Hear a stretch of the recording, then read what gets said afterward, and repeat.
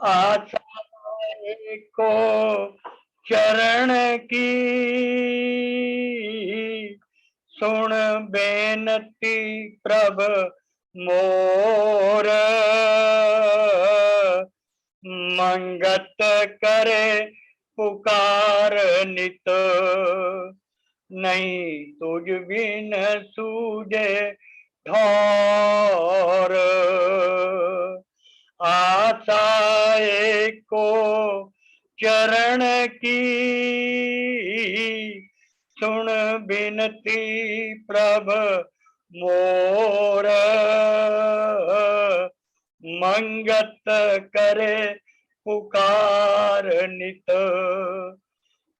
नहीं तुझ बिन सूझे ठौर। परम आदरणीय मातृशक्ति एवं नाना रूप में विराजमान नारायण रूप प्रेमी जन दास का ओम ब्रह्म सत्यम सर्वाधार। पूज्य प्रेमियों, वैश्लेषिक सांख्य दर्शन के अनुसार माया भगवान की त्रिगुणी वैष्णवी शक्ति है। वे इस भौतिक शक्ति, भौतिक जगत की उत्पत्ति, पालन तथा संहार के लिए प्रयोग करते हैं। यह सामान्य जीवात्माओं को मोह के आवरण से ढक लेती है। कोई सत्पुरुष ही उन मोह आसक्त जीव आत्माओं को सत्य ज्ञान उपदेश द्वारा माया के मोह पाश से मुक्त कर सकता है। गुरुदेव महात्मा मंगत राम जी ने स्पष्ट किया है कि इच्छा कर्म भव बंधन का कारण है। जब तक मनुष्य शारीरिक सुख का स्तर बढ़ाने के लिए कर्म करता है, तब तक वह विभिन्न प्रकार के शरीरों में देहांतरण करते हुए भव बंधन को बनाए रखता है। भव बंधन से उभरने के लिए मनुष्य को इच्छा कर्मों का त्याग कर भक्ति में कर्म करने चाहिए। भक्ति में कर्म करने से वह समस्त द्वंद्वों से रहित होकर भव बंधन को पार कर सकता है और पूर्णतः मुक्त हो सकता है। यह दृश्यमान भौतिक जगत जिसे मनुष्यों ने स्वर्ण नगरी गर्दान्या है, बंधन का स्वरूप है। इसमें मनुष्य द्वारा किए तमाम कार्य कर्म, चाहे शुभ हो या अशुभ हो, बंधन स्वरूप है।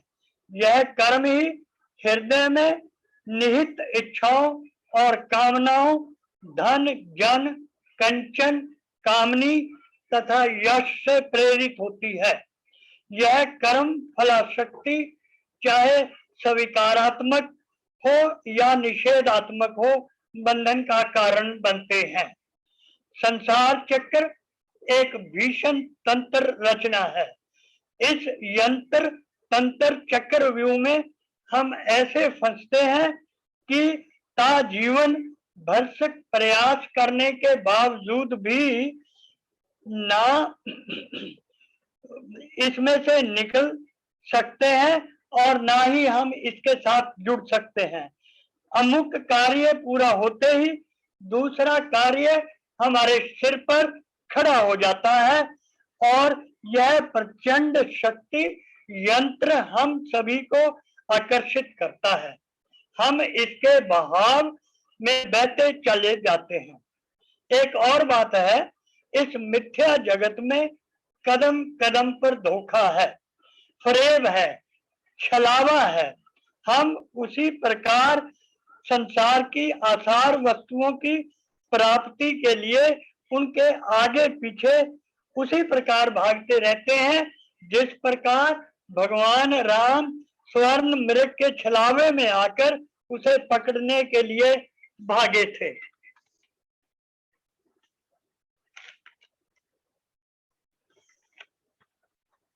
अंत में वह वेशधारी छद्म राक्षस मारीच निकला। ठीक इसी प्रकार सिवाय निराशा के इस छद्म जगत में भागते रहने से हम कुछ भी प्राप्त नहीं कर सकते। सजीव प्राणी जो भी सकाम कर्म करता है, चाहे वह पवित्र हो या अपवित्र हो, उसकी इच्छा पूर्ति के सदृश कारण होते हैं। यह दृश्य कारण ही जीव में विभिन्न शरीरों की जड़ होते हैं। जिसने भी भौतिक शरीर प्राप्त किया है वह निष्क्रिय नहीं रह सकता और प्रकृति के 3 गुणों के अधीन होकर कर्म करने वाले के लिए पाप कर्म से बच पाना असंभव है। इसीलिए सभी प्राणी दंडनीय हैं। जीव शरीर रूपी संसार को धारण कर हर समय तृष्णा की इच्छा की आग में जलता रहता है। जब तक तृष्णा का रोग लगा है, शांति उसे नहीं मिल सकती। 5 तत्वों के से बना यह शरीर तृष्णा का सागर है। इसकी पूर्ति के लिए सभी जीव जितना जितना प्रयास करते हैं, उतना ही तृष्णा बढ़ती जाती है, उतना कष्ट अधिक होता है। इसके विपरीत जितनी इच्छाएं कम, उतना सुख अधिक। गुरुदेव फरमाते हैं, तृष्णा तुल नहीं कष्ट है, मीता जो पलकना धीरज देही, राजे राणे गुणी सियाणे नित संकट को ले। इच्छा की पूर्ति हेतु धनी, निर्धन, राजा, रंक सभी दिन रात लगे रहते हैं। अनेक यत्नों के बावजूद यह रोग बढ़ता ही जाता है। जन्म से लेकर मृत्यु तक सभी जीव इस आग में जलते रहते हैं। इस शरीर ने बहुत सुख भोगे, खूब खाया पिया, परंतु तृष्णा समाप्त नहीं हुई। भोग्य पदार्थ समाप्त हो गए, यह शरीर भोगते भोगते खत्म हो गया, परंतु भोग की लालसा खत्म नहीं हुई। यही गुरुदेव ने कहा है, अधिक धन प्राप्त कियो, अधिक पाया परिवार, मान मद पाई बहु कीर्ति, पर मिटे न मन का अंधकार। जीव अंत में प्यासा ही चला जाता है।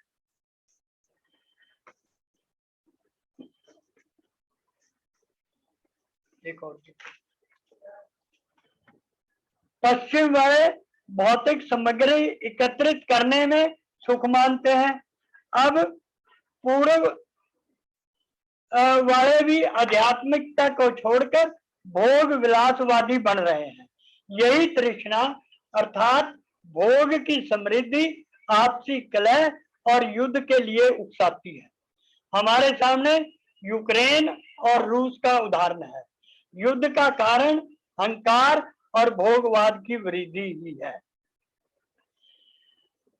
संत महात्माओं, सत्पुरुषों का कथन है कि सत्य स्थिति प्राप्त होने पर यह दशा चली जाती है।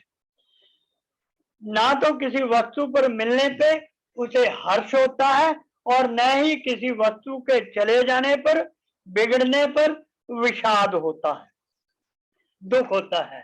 पूज्य प्रेमियों, शहर वाले कहते हैं गांव वाले सुखी हैं, और गांव वाले कहते हैं कि शहर वाले जो है बड़े आराम से रहते हैं। वास्तव में स्थिति यह है कि दोनों को शांति नहीं है।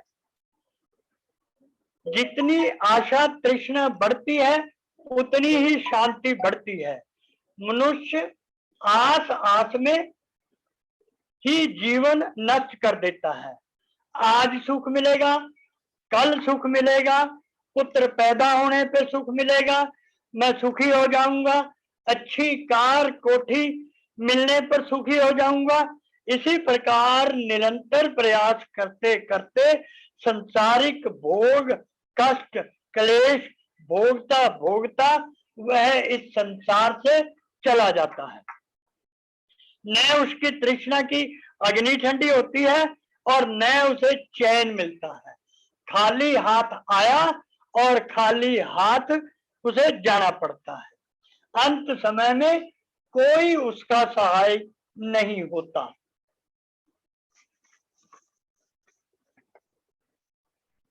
100 वर्ष के बाद भी मनुष्य ज्योतिषियों के पीछे पीछे भागता फिरता है, क्योंकि उसकी इच्छाओं की पूर्ति नहीं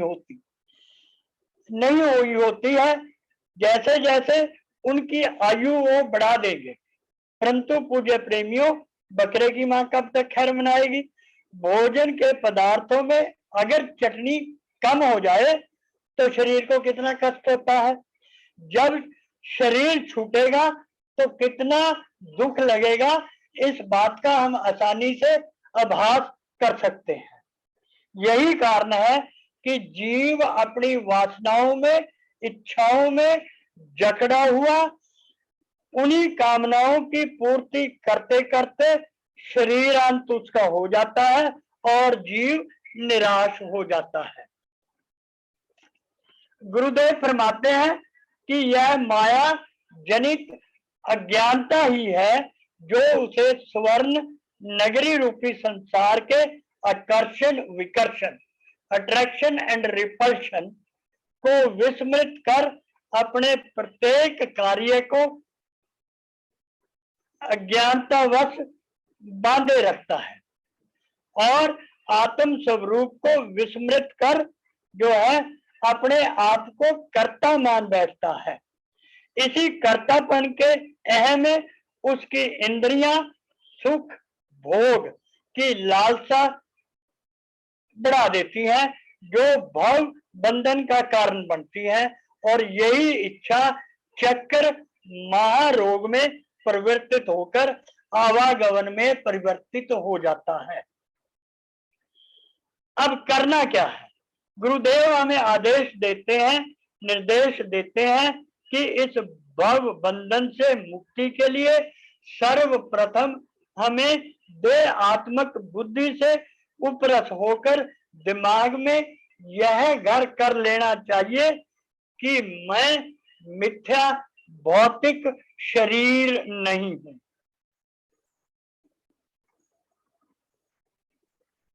बल्कि मैं नित्य शुद्ध बुद्ध सर्वशक्तिमान पूर्ण सत्ता का अंश हूं। मैं उसी के समान शक्ति अर्जित कर सकता हूं। मुक्ति का अर्थ ही भौतिक चेतना है, भौतिक चेतना से स्वतंत्रता है।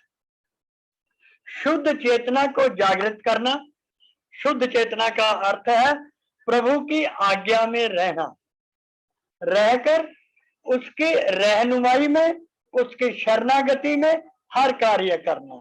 इससे मन में पनप रहे स्वामी तब भाव का लोप हो जाता है। यह शुद्ध चेतना हमारे पहले ही माया के आवरण और बड़े हुए गुणों से प्रभावित होने के कारण यह हमें भीतर दबा देती है।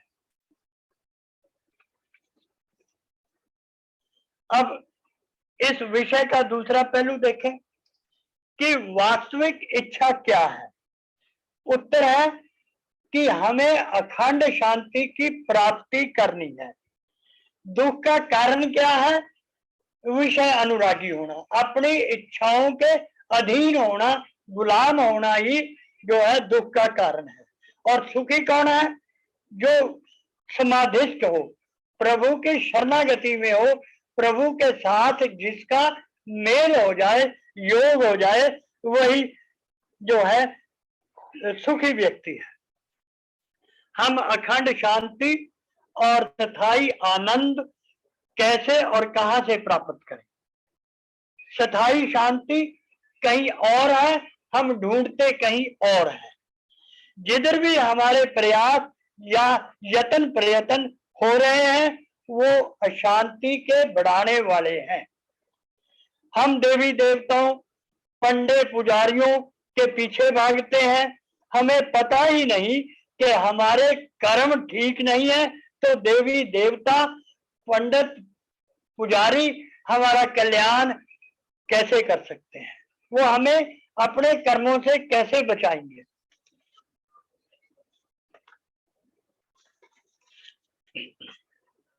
तो करना है, गुरुदेव जी फरमा रहे हैं, इस महायोग से छुटकारा प्राप्त करने के लिए गुरुदेव क्या कहते हैं?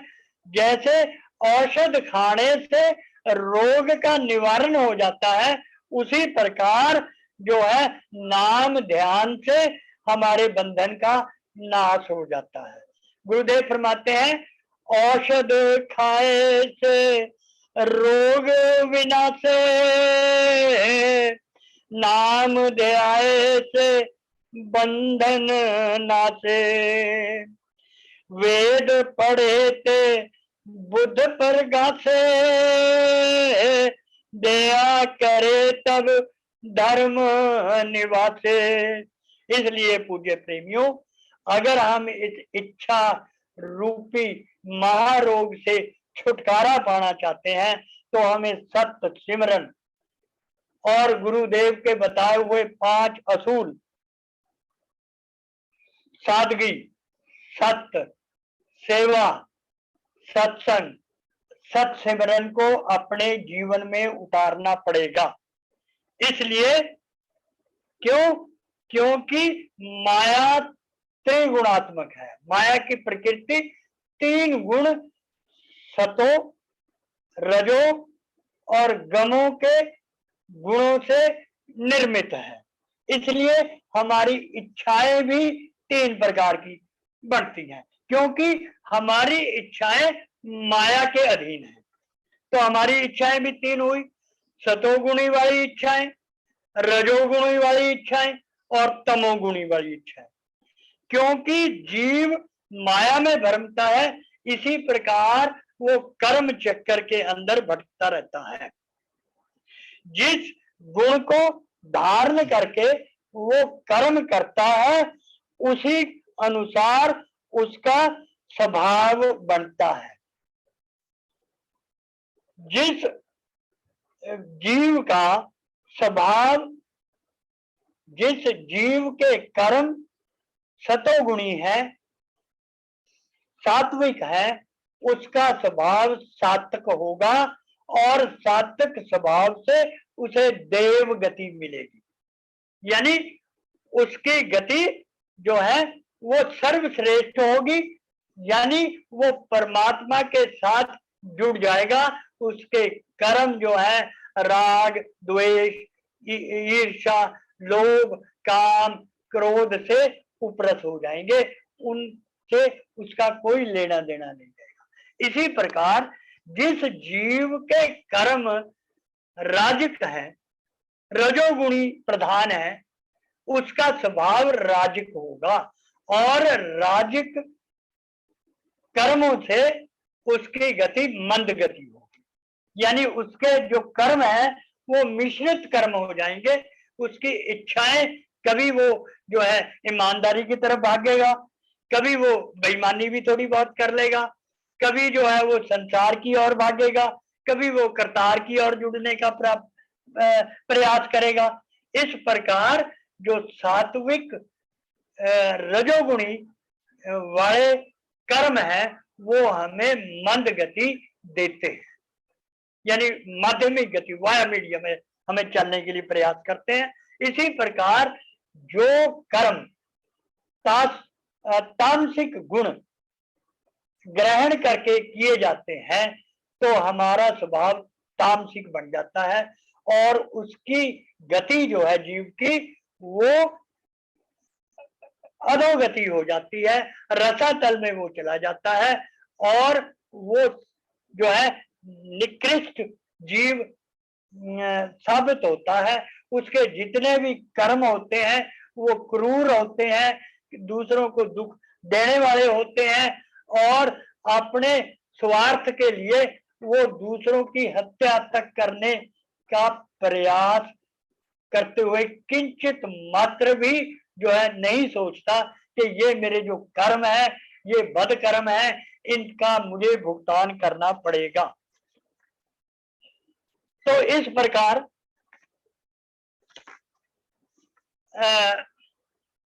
यही कर्म गति का सिद्धांत है। यानी जैसे जैसे हम कर्म करते रहेंगे उसके मुताबिक हमें जो है अपनी इच्छाओं के अनुसार कर्म करते हुए अपने कर्मों का भुगतान करना पड़ेगा। जिस प्रकार के जैसा कोई जीव कर्म करता है वैसा ही स्वभाव बन जाता है और सुख दुख रूप स्वर्ग नरक को यही वो भोगता है अपने कर्मों के अनुसार। इसलिए पूज्य प्रेमियों, इच्छाओं का सीमित होना ही हमारे जो है सतोगुणी प्राप्त करने के लिए एकमात्र उपाय है।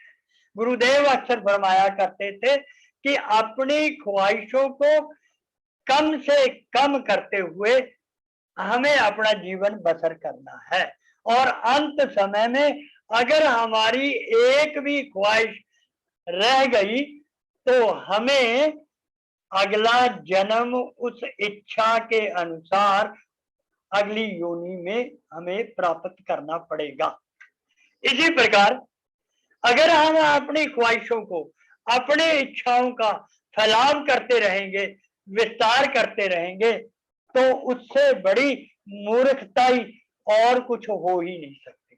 इसलिए पूज्य प्रेमियों, सच्ची बंदगी यही है कि हम अपनी इच्छाओं को काबू में रखते हुए जो है अपना सात्विक जीवन सत्पुरुषों से के संसर्ग में लग के उनके शरणागति में जाके अपने जीवन को उनकी बताई हुई शिक्षाओं को धारण करते हुए अपने जीवन में अमल में लाते हुए हम प्रयास करें तो हम जो है अपनी जो है संसारिक यात्रा को बड़े सही ढंग से जीवन बिताते हुए जो हमारा अगला जन्म होगा वो इस जन्म से बेटर होएगा।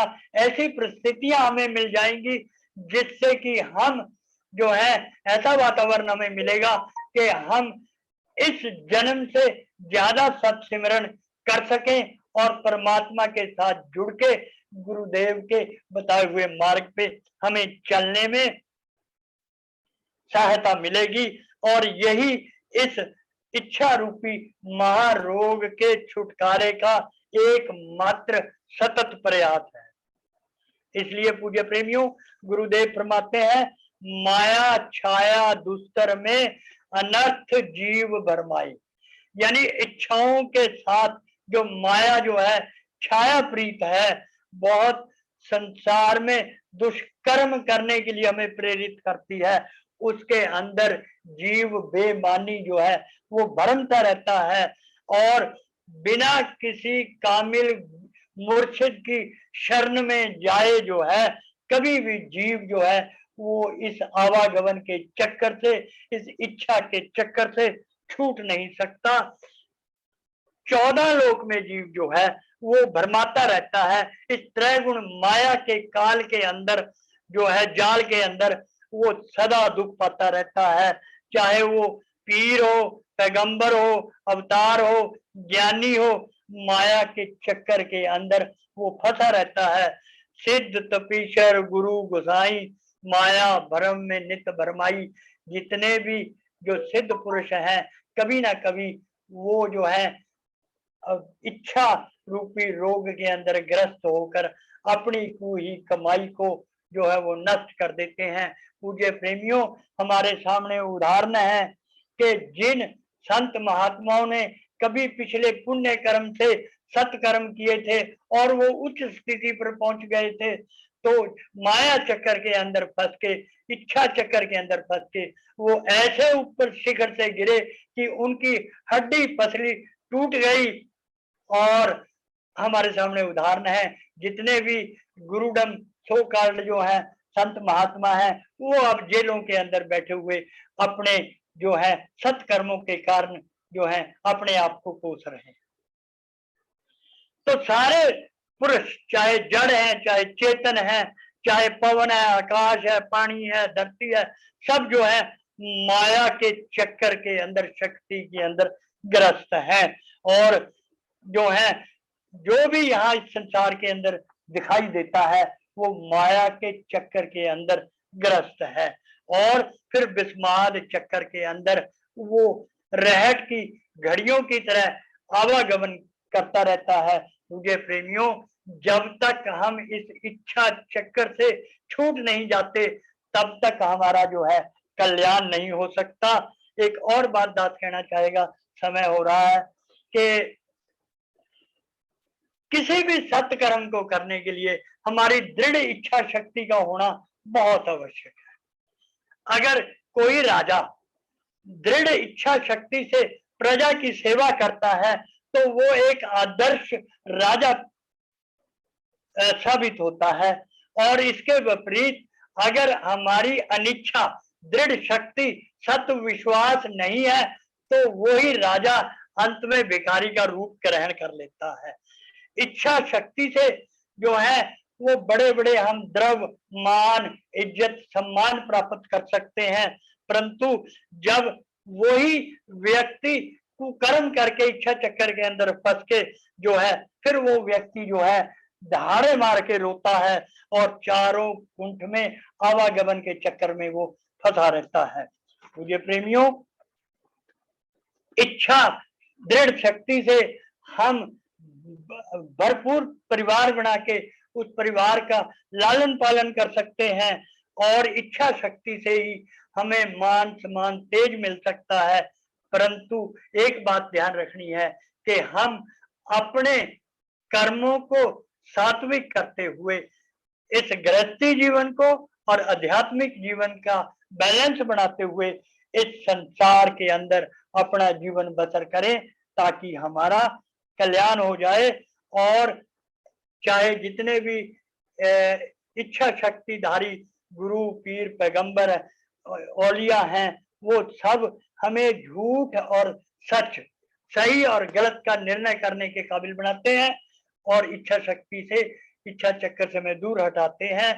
जैसे इच्छा शक्ति द्वारा हम अपने रोगी के निवारण के लिए किसी वैद्य को बुलाते हैं, किसी डॉक्टर को बुलाते हैं, उसी इच्छा शक्ति से वो अगर हमारा इलाज कर देता है, हिकमत अच्छी कर देता है तो हमारा रोग ठीक हो जाता है। इसी प्रकार हमें अपने इच्छा रूपी महारोग के इलाज के लिए किसी कामल गुरु की शरण में जाकर उसकी बताई हुई बातों को अपने जीवन में अमल में लाते हुए हमने अपना कल्याण करना है। हम सौभाग्यशाली हैं कि हमें कामिल गुरु महात्मा मंगत राम जी जैसे मिले हैं और हम उनके बताए हुए मार्ग पर चलते हुए